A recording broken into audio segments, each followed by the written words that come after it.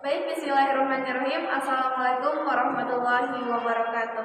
Perkenalkan, kami dari kelompok 4 yang akan membacakan materi, yaitu pada bab 14 menatap masa depan dari peradaban Islam masa modern. Nah, ada beberapa bagian di materi menatap masa depan dari peradaban Islam masa modern. Yang pertama ada perkembangan sejarah peradaban Islam, yang kedua ada sejarah perkembangan Islam pada masa modern, yang ketiga ada gerakan pembaruan Islam di berbagai negara, dan yang terakhir menunjukkan perilaku yang mencerminkan penghayatan perkembangan Islam di masa modern. Dan untuk kelompok 4 sendiri terdiri dari 8 orang, namun 1 orang tidak bisa hadir tanpa keterangan. Yang pertama ada rekan saya, Amelia, ada Dina Rahayu, ada saya sendiri, Rena Mulyasari, ada Salpana Jalsa. Yang tidak hadir adalah Satria Arya, ada Cindy Nurkolia, ada Tina Fitriani. Dan untuk pembacaan materi yang pertama akan dibacakan oleh Amel. A. Perkembangan sejarah peradaban Islam. 1. Periode klasik 650 sampai 1250 Masehi. Fase ekspansi, integrasi, dan puncak kemajuan 650 sampai 1000 Masehi. Di zaman inilah wilayah Islam terbentang luas mulai dari Afrika Utara sampai ke Spanyol di bagian barat dan mulai dari Persia sampai ke India di bagian timur. Daerah-daerah itu tunduk pada kekuasaan khalifah yang pada mulanya berkedudukan di Madinah, kemudian di Damaskus, dan terakhir di Baghdad. Fase disintegrasi 1000 sampai 1250 Masehi. Di masa ini, keutuhan umat Islam dapat dalam bidang politik mulai pecah. Kekuasaan khalifah menurun dan akhirnya Baghdad dapat dikuasai dan dihancurkan oleh Tughlaq. Dan di tahun 1251 Masehi, khalifah sebagai lambang kesatuan politik umat Islam pun mulai menghilang. Dan akan dilanjut oleh saudari Cindy.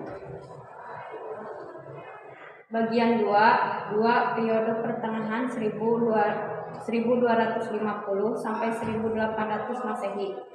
Fase pemunduran tahap ini berlangsung pada 1250 sampai 1500 Masehi dengan desentralisasi dan disintegrasi yang makin menguat di masyarakat. Perbedaan antara Sunni dan Syiah serta Arab dan Persia semakin nyata. Fase ketiga, kerajaan besar Asa yang berlangsung pada 1500 sampai 1700 Masehi dilanjutkan dengan fase pemunduran di 1700 sampai 1800 Masehi. 3 kerajaan adalah Utsmani di Turki, Safawi di Persia, dan Mughal di India. Ketiga periode modern 1800 Masehi. Pada periode yang berlangsung mulai dari 1800 Masehi hingga sekarang ini, umat menjadi tahu penyebab kejatuhan Islam. Para pemimpin dan pemuka Islam memikirkan bagaimana meningkatkan mutu dan kekuatan umat Islam. Di era sejarah perkembangan peradaban Islam ini, kondisi Muslim berbanding terbalik dengan periode klasik. Umat Islam yang berawal menjadi pusat peradaban, kini kagum pada perkembangan budaya dan kemajuan kelompok masyarakat lain. Dilanjut oleh saudari Dina Rahayu. Bagian B, sejarah perkembangan Islam pada masa modern. Kata modernisasi dianggap mengandung arti negatif di samping arti positif. Oleh karena itu, untuk menjauhi arti-arti negatif tersebut, lebih baik kiranya kita memakai terjemahan bahasa Indonesia, yaitu pembaruan atau dalam bahasa Arab disebut dengan istilah tajdid. Usaha pembaruan yang dilakukan sebenarnya usaha reformasi dan kebangkitan kembali dalam upaya meningkatkan keadaan menuju yang lebih baik. Bagian C, gerakan pembaruan Islam di berbagai negara. Gerakan pembaruan di Arab Saudi. Salah satu pelopor pembaruan Islam di Arab Saudi adalah aliran Wahabiyah yang sangat berpengaruh di Arab pada abad ke-19. Pelopornya adalah Muhammad ibn Abdul Wahab 1703 sampai dengan 1787 yang berasal dari Najd Arab Saudi. Akan dilanjutkan oleh saudari Dina. B. Gerakan pembaruan di Mesir. Pada tahun 1400-an 1998 Masehi, Mesir didukung oleh Napoleon Bonaparte, sehingga saat itu Mesir dijajah oleh Prancis. Invasi inilah yang menjadikan salah satu gerakan pembaruan di Mesir. Gerakan pembaruan di India dan Pakistan. Ide pembaruan di India dan Pakistan dicetuskan oleh Syekh Waliullah pada abad ke-18, kemudian diteruskan oleh anaknya Syekh Abdul Aziz 1746 Masehi sampai 1823 Masehi, dan dikembangkan oleh Said Abdul Yahid. Di tangan beliau, ide-ide pembaruan di meluas dikenal sebagai gerakan Mujahidin. Dan selanjutnya oleh saudari Cindy. Gerakan pembaharuan di Turki yang dimulai pada abad ke-15 yang dipelopori oleh Sultan Mahmud XI. Pembaharuan yang dilakukan oleh Sultan Mahmud XI ini antara lain menyangkut masalah politik, contohnya menghilangkan jurang pemisah antara penguasa dan rakyat dan pembatas kekuasaan.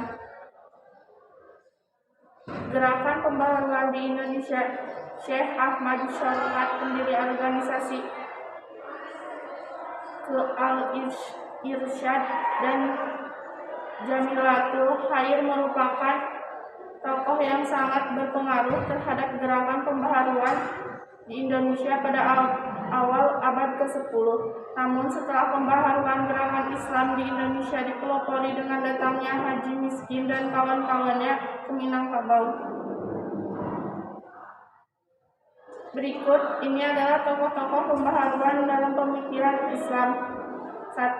Muhammad bin Abdul Wahhab 1703 sampai 1778 Masehi.